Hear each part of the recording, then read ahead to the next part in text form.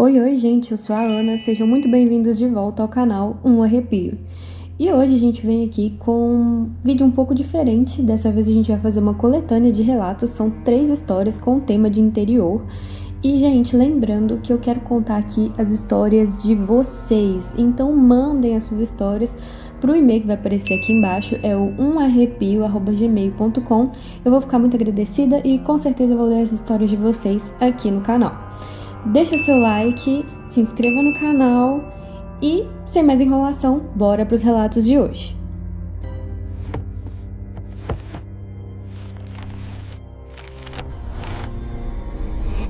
Primeiro relato: As Almas da Semana Santa. Eu vou contar um caso que aconteceu lá na cidade de Goiás, terra de Cora Coralina. A cidade, para quem não conhece, foi a capital do estado até a construção de Goiânia. O centro histórico é incrivelmente preservado, uma verdadeira joia da arquitetura colonial, mas tanta história também carrega algumas marcas. Cheguei no final da tarde e me hospedei em uma pousada próxima ao centro. Era uma ladeira íngreme, mas agradável de caminhar. Me acomodei a tempo de acompanhar o movimento daquela sexta-feira. Era uma véspera de Semana Santa. Essa época é muito respeitada pelos cristãos, e outros dizem ser uma época que o mundo espiritual está mais próximo. Há quem diga também que o próprio capiroto apronta muito durante a quaresma, atrás de pecadores para aumentar as suas fileiras. Assisti uma pequena procissão na praça enquanto provava um pouco da culinária local. Havia bastante gente na cerimônia e um grupo de pessoas mais afastadas me chamou bastante atenção. Elas vestiam roupas diferentes, de outra época, e olhavam fixamente para uma bandeira católica da procissão.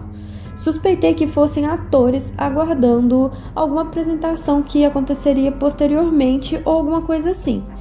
Eram homens, mulheres e muitas crianças. Mas aquele olhar vidrado e sincronizado me inquietava.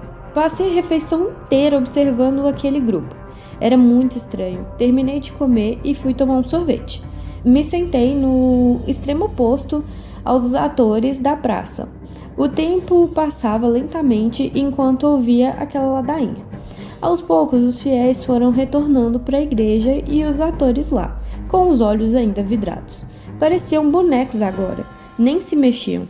Quando todos entraram na igreja, uma forte ventania gelada invadiu a praça. Parecia aquelas que anunciam um forte temporal. Me distraí fechando os olhos para me proteger da poeira, quando senti o frio incomum que já me alertava. Imediatamente olhei para os atores, que agora caminhavam. Era curiosa a sincronia dos passos. Foi então que a ficha caiu. Não eram atores, e agora estavam olhando vidrados para mim. Continuavam seu lento caminho para a igreja, mas com os olhos em mim. Senti o arrepio nas minhas suspeitas sendo confirmadas. O grupo cruzou uma enorme corrente em frente à igreja sem saltar. Simplesmente atravessaram. Olhei para os lados e já não havia ninguém por perto. Apenas o tétrico grupo que caminhava para a frente com a cabeça inclinada, me encarando.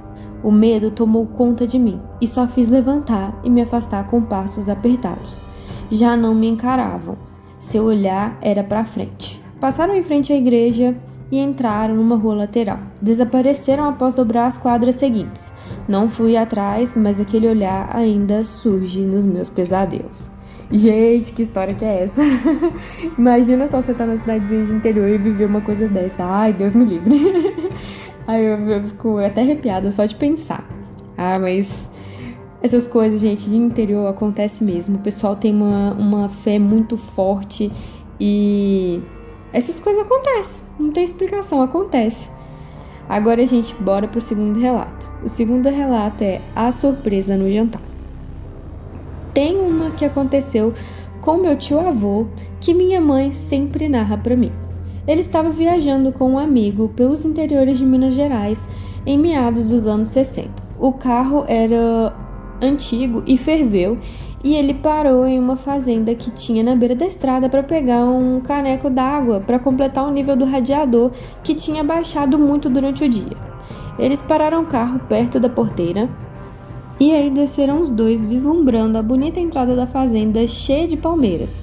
e foram a pé até a casa. Chegando lá, bateram na porta e um simpático senhor gordo, já de meia idade, os atendeu. Eles contaram o problema do carro e pediram um pouco de água para o radiador. O senhor, em um tom muito amigável, prontamente atendeu o pedido e ainda convidou eles para jantar. Como era tarde e para aquelas bandas não tinha nenhuma pensão ou venda para comer, eles aceitaram o convite para jantar. Afinal, um cheiro delicioso estava vindo da cozinha. Pois bem, chegaram na comprida mesa de jantar, feita com aquele tampo rústico de tábua. Se sentaram, meio sem graça, afinal, eram completos desconhecidos da família que estavam jantando ali. Neste momento, então, repararam que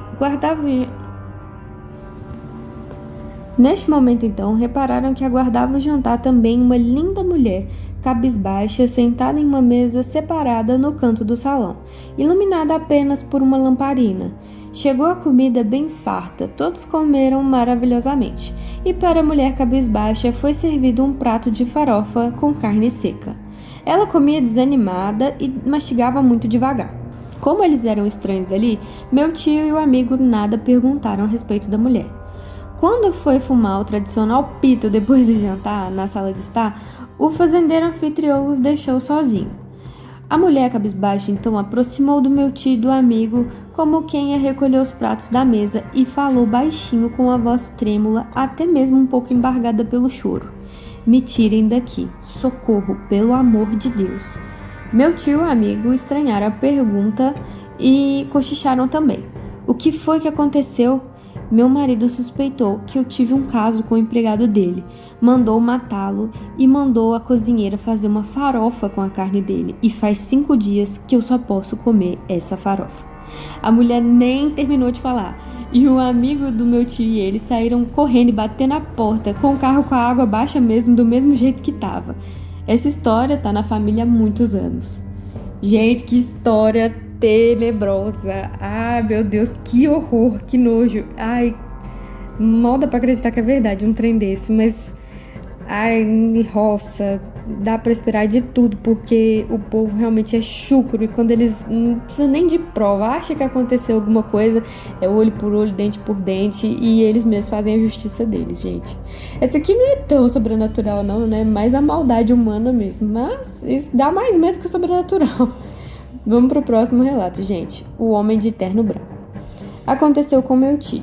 Ele atolou o carro em um lamaçal próximo ao vilarejo, bem humilde, e já estava à noite.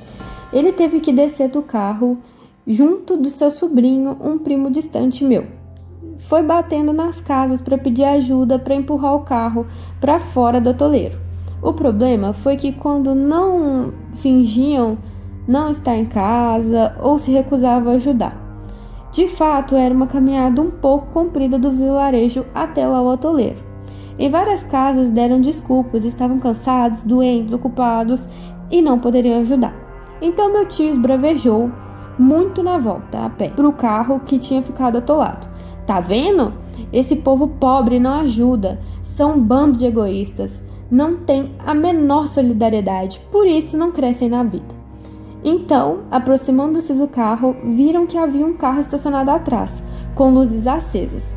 Aliás, nunca tinham visto um carro daquele modelo. Parecia um modelo muito antigo. Devia ser importado ou então caríssimo para os padrões daquela época. Desceu um homem de terno branco, muito elegante, com a voz firme e grave. Os senhores agarraram o carro e precisam de ajuda? Detalhe, que todos ali estavam no atoleiro na roça, cheio de lama, estrume de vaca e barro, tudo misturado.